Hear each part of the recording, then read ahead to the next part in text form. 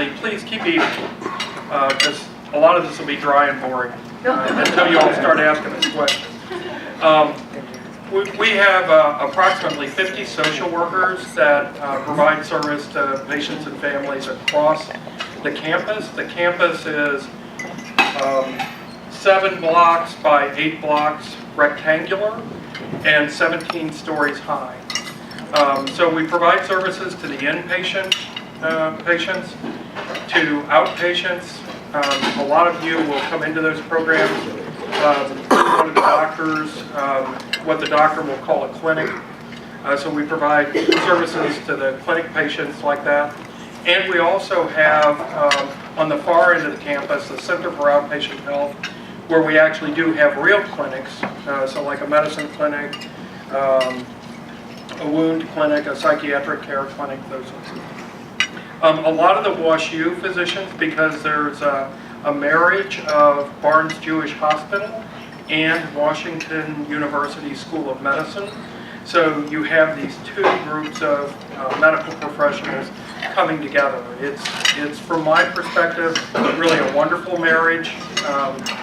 It makes for a wonderful career for me to work with a lot of the doctors that you all have seen, and the amazing things that they innovate and figure out and do.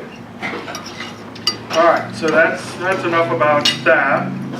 I want to talk a little bit about Healthcare 101 or Healthcare Economics 101. So a lot of you will remember the American Recovery and Reinvestment Act, or you probably won't remember it, of 2009, and that is what the media dubbed the stimulus. How that was important to healthcare providers is one of the main provisions of that act for us required us to develop a consistent electronic medical record that was supposed to be nationwide. And that was supposed to be completed by 2010. That still does not exist today. I don't know sometimes, you know, I love to poke fun at the government. I don't know what they were thinking. There were no vendors who had software like that.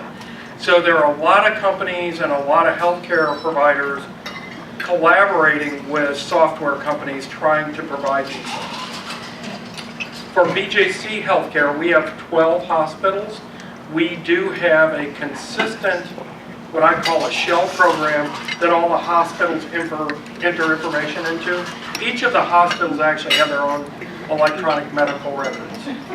As a result of some of these economic factors, we are actually looking now at having all 12 hospitals have the same electronic medical record. And as you can imagine, that will be a tremendous undertaking. As my boss likes to say all the time, pretty painful in the process, trying to get people to switch from one program to another. The next thing we have is the Patient Protection and Affordable Care Act, what we all lovingly refer to as Obamacare. And what that law was supposed to do and what it's actually doing, maybe two different things. How it affects us in the hospital is, out of that act came 21 auditing entities, so different governmental agencies. Does anybody in the room know, back in 2010, when this act was passed, what healthcare was a percentage of GDP, gross domestic product? No, I'm sorry. He had one hand up. So it was 17%. So 17% of all of our money in this country was going towards healthcare. And from our perspective as healthcare providers, we were appalled by that, and we knew that was not sustainable. And again, working for BJC, we're very fortunate that we have lots of finance people and economists, and when we were crunching the numbers, we actually came up with what we thought would be sustainable for the country, and then of course the country came up with that, or the office, blanket on the name of the office for the federal government. The target is 11, beg pardon? Management and procurement. Yeah, 11%. So the goal of these acts, these 4 acts that I'm talking about, is to reduce healthcare spending from 17% of gross domestic product to 11. Excuse me, is that for your insurance? That's everything combined. So that would be all healthcare spending, whether it's how much you're paying for your insurance, how much the insurance is paying for the care. It will include doctor's visits, supplies, medical equipment, everything. So they look at all healthcare provisions when they're looking at that 17 to 11%. Anybody have an idea where we are now? 18. We're at 13%. Wow. So we are miles ahead of where we thought we would be, but it actually is putting huge crimps on services that healthcare providers are providing. The Budget Control Act of 2011, a lot of you will remember, was the sequester. And finally, the American Taxpayer Relief Act of 2013 was last year, and you'll all remember that as the fiscal cliff. These last 2 acts, the biggest portion of them were to take money from hospitals. And initially, when they talked about it in the Affordable Care Act, they were going to turn it around and put it into insurance premiums. But you cannot lower that 17% number to 11% if you reinvest that money. So they literally have to reduce the cost of care. So what these 2 acts do is sort of like a Walmart rollback. So a lot of times what they will say to us is, the service that you provided for this group of patients last year, average X, we are now going to, moving forward, pay you 15% less than that. So they keep rolling those prices back. Only reason I start out with this tonight is to kind of give you an overview of where healthcare is and the impact on us at a hospital. What it means is we have to find better ways to provide the care that we provide. So poor Nina has to work faster and harder. We have to find better solutions, like some electronic solutions to some of the things that Nina does. I'm a card-carrying nerd, so I'm the guy that sits in the meeting and says, well, can we try this, can we try this? I always want to automate things if I can behind the scenes, because what I have to preserve is when Nina meets with you, that meeting needs to be face-to-face. Because every social worker will tell you is that you can learn so much from talking face-to-face to a patient, sometimes by what they don't say, or by the times that they don't make eye contact with you. So trying to automate all those things in the background that take away from a social worker's ability to meet face-to-face with patients. I also am looking at things like using teleelectronics. So I have a group of social workers who work in the emergency department, and they work there 24 hours a day, 7 days a week. And when I have new ones, one of us will always mentor that individual. And that person who works from 7 p.m. to 7 a.m. deserves just as much time in contact with a mentor or a preceptor as somebody who works during the day. So I will Skype with that person. I'll leave the hospital at 6 or 7 o'clock in the evening. I know it's going to slow down for her about 9 o'clock. I'll go home, have dinner with my wife, go into the other room and do an hour's worth of supervision with that person from my home. So using some of those technologies, I know those are going to come into the patient care arena. We just have to use those sorts of things so we get those economies of scale. All right, enough about healthcare economics. At the end, I'm going to let you ask all kinds of questions. Does anybody have questions about this stuff? Yeah, nobody even wants to know this stuff. And I don't blame you. I wish I didn't know it. All right, so I want to talk about Nina's 2 jobs here. So in 2013, we had actually 624 referrals for either a ventricular assist device or a transplant. 10 of those folks were 2-time referrals, so we've actually tried to keep it honest and brought it down to 614. These are people that Nina are going to see. So when these folks come in, a social worker is required by the government to see and assess and evaluate each one of these individuals for their treatment or their transplant or their device. 86 organizations regulate what we do. That's more than any other business that I know. Most of them are governmental agencies. So the one that we most often talk about is the Center for Medicare and Medicaid. We refer to it as CMS. So CMS requires that if you have a transplant program, a social worker must assess those individuals, and you must look for barriers to the device, to having a device, or barriers to having a transplant. We had 122 VAD implants and 40 heart transplants. That is just amazing to me. A pretty good 2013. Jim, what's the discrepancy between the referral and the actual implant? So the sad news is that not everybody who gets referred gets a device or an implant. We get a lot of people referred, and we will work up everybody who's referred. Is it because they don't qualify, or because of health related?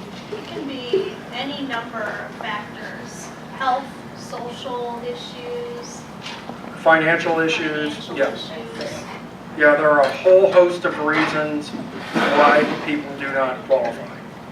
But we will work up every individual and try every way we can to help them. I think this year our target for VAD implants, and I'm sorry I don't know the target for heart transplant, the target for VADs is 135. And again, I got to tell you, that's amazing to me that we are doing that many devices. And I think we're like the second most. Oh, we are number 1 in the country. See, I was going to ask you, statistically, how does Barnes rate as far as VADs and transplants? Yeah, we're actually not the number 1 VAD center in the country and number 2 in the world behind Berlin, Germany. So it's an amazing program, and it's growing exponentially. Last year with 122 VAD implants, that was the largest year yet, and we're just continuing to grow. So you'll see the number of heart transplants will always typically stay about the same. In 2012, I believe we did about 35. So there's not going to be a big leap in heart transplants, and that's because it's a limited resource. 5 is a big leap. Yeah, that is very true. That's very true. But it's not like the LVAD, but many of you are familiar with the LVAD. I don't know if some people are not. It's a left ventricular assist device, and it's a mechanical heart pump that will sustain individuals to bridge to transplant. Some people have an LVAD as destination therapy only if they are not transplant candidates. Well, anyways, the mechanical heart pump, we have those sitting on a shelf. So we can always implant more and more and more of those. But with the heart transplant, as all of you know, is a limited and very, very vital resource. So that's typically where we stand, in those statistics, and I think nationally and then internationally as well. So the other half of Nina's job is the post-transplant or post-implantation. So right now, She's covering 160 VAD patients, 450 to 500 post-transplant patients, and 90 pre-transplant folks who are either on the waiting list or coming through the heart failure clinic. So all in all, probably in a year's time, she touches a potential of around 700 patients. So I know that has to seem overwhelming. You're going to change your mind about social work, aren't you? But it's not 700 in a day. So last year, because of several of those economic factors and several of those laws all coming into play all at one time, especially the last two that I talked about, we were hit very dramatically. Every hospital was. And so what we did was suspend hiring. Two things happened to us last year. One was 3 of those laws all at the same time pulling money out of the hospital. And the second one was we have 1,100 beds. We've always got beds that are, places are being remodeled or places are being deep cleaned. So about 1,000 is full for us. Last year, in 2013, that first quarter of the year, we were averaging 600 patients. Now, most of my friends at the other hospitals, Mercy, Moab, SLU, I mean, they were in dire straits. None of us knew why the population or the census of our hospitals was low. But what we chose to do was hold on hiring. So I went down by 10 positions. One of the positions, I have 8 social workers who work in the transplant office. So one of the positions that I went down, I took 1 from transplant. We've just gotten all those positions back. Unfortunately, well, I should say fortunately, for me, volume is my friend. I don't always like it that the hospital's that busy and people are that sick, but we've been running in the 900s this year. So I will get those positions back. I've gotten them approved, and I'll be looking for social workers. I'll replace 1 in the transplant program. We're also in the middle of remodeling the 8G transplant office, so I don't know if any of you have the opportunity to go up there. For the next 3 weeks, don't. Oh yeah, it's a mess. It's a nightmare. Your first clue will be is if you know that office, when you walk up out there, the tables are outside, all the brochures are outside. You're like, what in the world happened here? It's because they're remodeling that interior space. So we should have that finished and all done by June 1. But for the next couple of weeks, if you can stay away from there, I would suggest staying away, right? I mean, it's not good. I used to volunteer, social work. All right, so if you don't have any questions about the Yeah, one stats, question. Of the 160 VAD patients that Nina's following, percentage-wise, how many are bridge and how many are destination? Is it 70-30? That's an excellent question. That's the number that we've been hearing, 70-30, maybe more than that. Yeah, I think it's around there. I honestly don't want to misquote you. I have it back in the office. Okay. Could you send that to me? Absolutely. The majority of our patients are bridge to transplant. However, our center is actually growing in the number of destination therapy VAD implants that we're doing. Okay. So So the that number- percentage could be a little bit skewed Mm-hmm. from what we've been hearing. Yes. You know why I asked the question. Yes. and I asked the question because it's a resource issue for me as well. Right. And when I talked to Gene, and you all know Gene is Gene. We know Bernolfi, Gene right? Bernolfi's been many All right, meetings. when I talked to Gene and when I talked to the doctors about it, and my counterparts, the hospital directors of the program, everybody hedges on wanting to give me a number because you can't ever tell. I mean, there are people that they will say, oh, this individual is a destination. And 6 months later, they're saying, you know what? Tom Nichols, a perfect example. Yeah. He's a bridge and we're transplanting.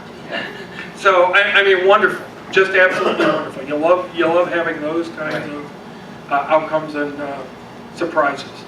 So I've heard the 70-30, Yeah. and that's what I go And with. I've heard it higher, I've heard it just a little bit lower, but, yeah.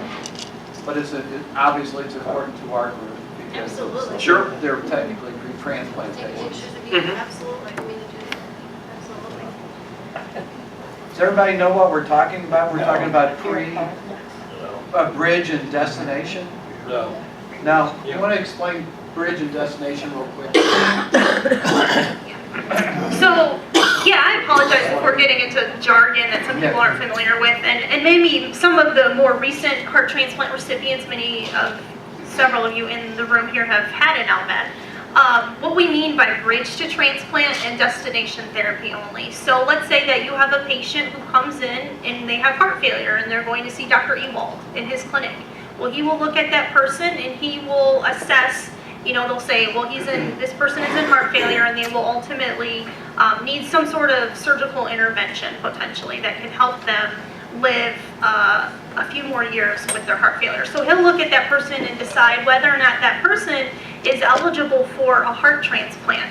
And that's what we mean by bridge to transplant. And so 15, 20 years ago, the technology didn't exist to allow us to sustain individuals until a donor heart became available. And so that's why the LVAD is so important and such an amazing technology, because it's allowing so many more people the chance to live and have the opportunity to be transplanted.